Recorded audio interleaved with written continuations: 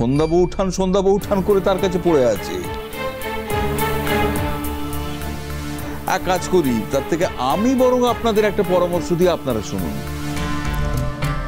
আপনারা আপনাদের বাড়ির মেয়ে বউদের সামলে রাখুন, না হলে ওদের মাথা বিগড়ে দেবার তাল করেছে সন্ধ্যা।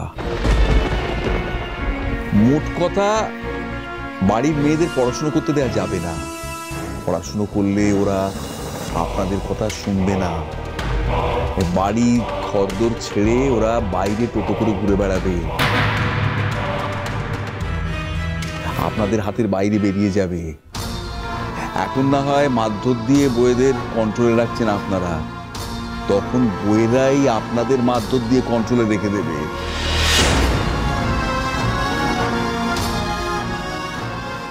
কেউ কেউ ওই শার্ট প্যান্ট পরে চাকরি করতেও ছুটতে পারে। এ তো সাংঘাতিক ঘটনা। এবার কি করব? আরে মারধর করলে তো সন্ধ্যা গিয়ে লাইভ করবে ফোনে, আর তখন পুলিশ এসে আমাদের তুলে নিয়ে যাবে ওই আরতির বরের মতো। অন্য কোনোভাবে বাড়ির মেয়ে বউদের রাশ টানুন, বাকিটা আমি দেখছি। আমার মন বলছে মেয়েদের এই সরস্বতী পুজো আর নাইট স্কুল দুটো জিনিসই খুব ভালো হবে।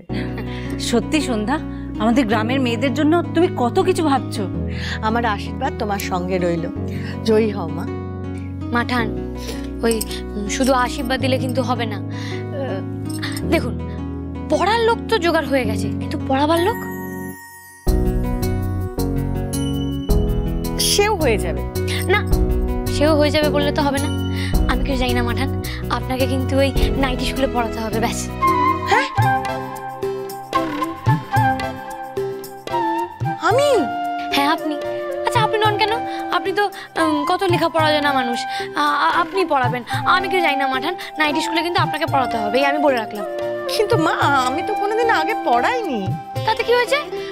আপনি এবার পড়াবেন। আপনি ওই মেয়েদেরকে অঙ্ক, ইতিহাস, ইংরেজি সব পড়াবেন। মেয়েরা একদম ফটর ফটর করে ইংরেজিতে কথা বলবে, কত ভালো লাগবে বলুন তো। বৌমা, আমি পড়াবার মতো তো ইংরাজি জানি না, ওই কাজকর্ম চালিয়ে নিতে পারি। তাহলে কি হবে? তাহলে ইংরেজিটা পড়াবে কে?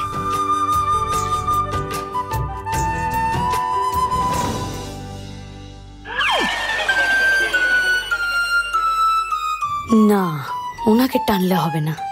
ওই মেয়েদের স্কুলই একমাত্র জায়গা যেখানে ওনার হাত থেকে আমি মুক্তি পেতে পারি। কিছুক্ষণের জন্য হলেও উনি সেখানে আমার পেছন পেছন ঘুরঘুর করবেন না। না, ওনাকে টানলে হবে না, ওনাকে টানবো না। না, আপনি পড়াবেন না। কেন মা, বারণ করছো কেন? এই দেখো, নীল শহরের কত বড় কলেজ থেকে পড়াশোনা করেছে, কত ভালো ইংরেজি বলতে পারে। না, মেয়েদের স্কুলে ছেলেদের ঢোকা নিষেধ, তাই জন্য ওই স্কুলে ইংরেজি পড়াবে জোনাকি।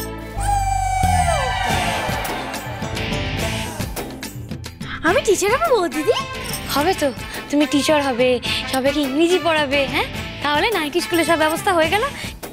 এবার তাহলে পুজো তদারকি করতে বেরোতে হবে। আরে দাঁড়ান, ডেকোরেটর তো চলে গেছে আর জ্বালা দিয়েও চলে গেছে। আরে ওই প্যান্ডেলের ব্যবস্থা করতে গেছে, তো ও এলেই আপনি তো সব খবর পেয়ে যাবেন। তাহলে আপনি খামোখা আবার যাবেন কেন বলুন তো? সত্যি সন্ধ্যা, এভাবে সব ব্যাপারে তুমি আগ বাড়িয়ে কেন যেতে চাও বলো তো?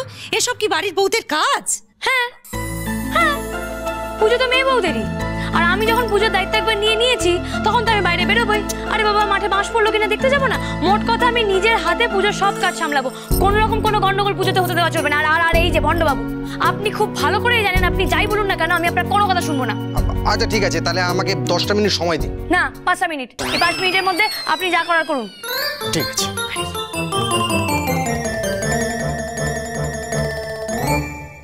আমার দিক থেকে যা করার আমি করব, কিন্তু আপনাদের হাত পা গুটিয়ে বসে থাকলে তো চলবে না। গ্রামের প্রত্যেক পুরুষ মানুষকে ক্রমাগত উস্কে যেতে হবে, যাতে তারা নিজেদের হাত থেকে বাড়ির মেয়েদের বেরোতে না দেয়। এসো এসো বলছি, এসো এসো। আচ্ছা, আমরা কি করব বলুন তো প্রধান মশাই?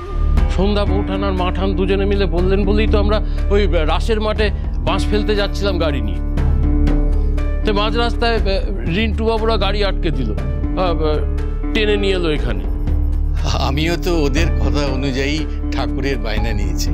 আমি প্রধান, আইন মেনে চলতে হবে তো নাকি? রাসের মাঠে পুজোর অনুমতি আমি দিইনি। তোমাদের বৌঠানকে বলো যে পুজোর অনুমতি চেয়ে আমার কাছে চিঠি দিতে, তারপর তো অনুমতি দেওয়ার প্রশ্ন। পুজো হবে কি হবে না তার ঠিক নেই, বাঁশ ফেলেছে, আহ্লাদ কত। মেজমা, ওই লেবু চিটির জলটা দাও তো। আমি বানিয়ে রেখেছি, এক্ষুনি দিচ্ছি। দাও। কিরে নীল, তুই এসব কি করছিস? আরে উনি যখন ভেবেছেন উনি বেরোবেনি, তখন আর উপায় কি বলো? তাই আমি এসব খাবার দাবার জল দাও এই সব কিছু রেডি করে রাখছি। যেতে হবে তো ওনার সঙ্গে সঙ্গে। এই অবস্থায় ওনাকে একা ছাড়া যায় বলো তো? তা শুনেছিলাম বটে শহরের ছেলেরা নাকি তাদের পোয়াতি বউদের অনেক যত্নার্থী করে, কিন্তু তা বলে এ গ্রামেও? আচ্ছা এই সব নিয়ে তুই সারাদিন ওর পেছন পেছন ঘুরে বেড়াবি? তুই তো বড্ড বাড়াবাড়ি করছিস রে নীল। হ্যাঁ সত্যি বাবু, এবার কিন্তু সত্যি বাড়াবাড়ি হয়ে যাচ্ছে। 5 মিনিট সে কখন হয়ে গেছে, আর আপনি এতক্ষণ ধরে।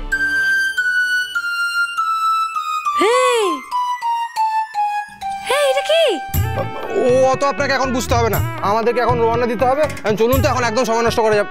ও না না না না না, একটা মিনিট দিন আমায়, দাঁড়ান। এই দেখুন, পড়ুন পড়ুন, আরে পড়ুন না।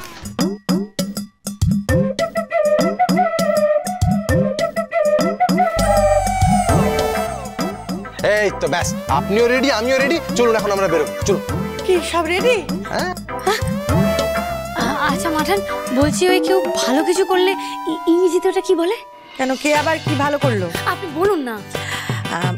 পিঠ চাপড়ে বলতে হয় ওয়েল ডান। হ্যাঁ, well done. Well done, well done, well well দেখি, ওয়েল ডান।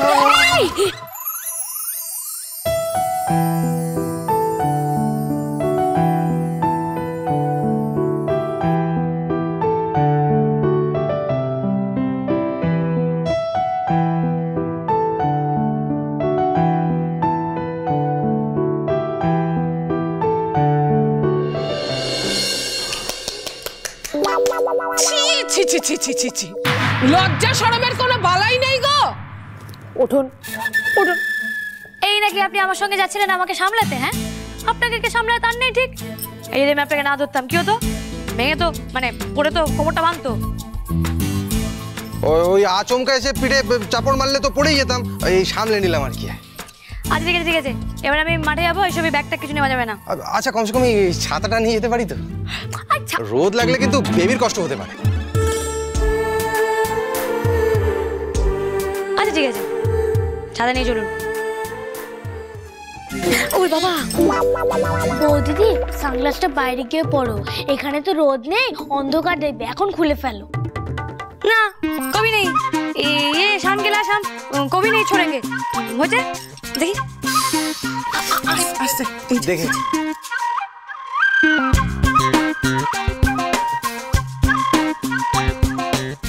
শৈল, ঈশ্বরকে এক্ষুনি গিয়ে খবর দিতে হবে।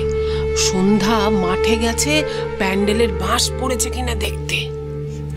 পুজো যদি আটকাতেই হয় তাহলে তো খবর দিতে হবে। চলো পিসি চলো।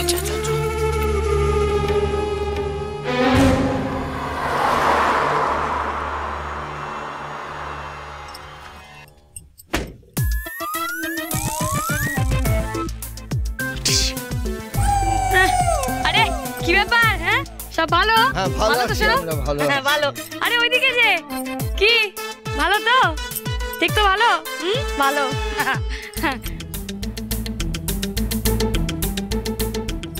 ওমা এ কি সানগ্লাস পরে এত অন্ধকার লাগছে নাকি যে বাঁশ দেখতে পাচ্ছি না?